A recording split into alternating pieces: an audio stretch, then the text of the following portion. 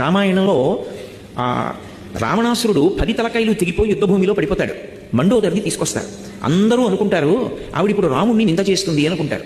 ఆవిడంటుంది రావణాసురుడి దగ్గరికి వచ్చి, ఓరి దుర్మార్గుడా, నువ్వు రాముడి చేతిలో చచ్చిపోలేదు, నీ ఇంద్రియముల చేతిలో నువ్వు చచ్చిపోయావు. తపస్సన్న పేరుతో ఇంద్రియాలని కొన్నాళ్ళు తొక్కి పెట్టావు. ఆ ఇంద్రియాలని తొక్కి పెట్టడం ఎవరికీ సాధ్యం కాదు. ఓ త్రాచుపాము ఇలా వచ్చేసింది అనుకోండి, నేను కంగారు పడిపోయి లేచాను, నా కాలు పాము పడగ మీద పడింది, పాము పడగ నా కాలు కింద ఉంది, అది ఇప్పుడు నన్నేం కరవదు, అలా అలా అలా తోక తిప్పుతోంది. పాము పడగ నా కాలు కింద ఉంది, అది నన్ను కరవలేదని చెప్పి నేను ధైర్యంగా పాముని కాలు కింద పెట్టుకుని నించోగలనా? నేను కాలు ఇప్పుడు తీద్దామని చూస్తాను, అది నన్ను ఇప్పుడు కరుద్దామని చూస్తుంది. నేను కాలు తీయడం ఏమిటది పారిపోవడం కన్నా నన్ను కరవడానికి ప్రయత్నిస్తుంది. ఇంద్రియములను బలవంతంగా నొక్కి పెడితే కాట్లు వేసేస్తాయి. దేవి భాగవతంలో వ్యాసుడు శుకబ్రహ్మతో మాట్లాడుతూ ఈ మాట చెప్తాడు. ఇంద్రియాని బలిష్టాని నన్ను యుక్తాని మానద అపక్వస్య ప్రకుర్వంతి వికారాం స్థాననీకషః.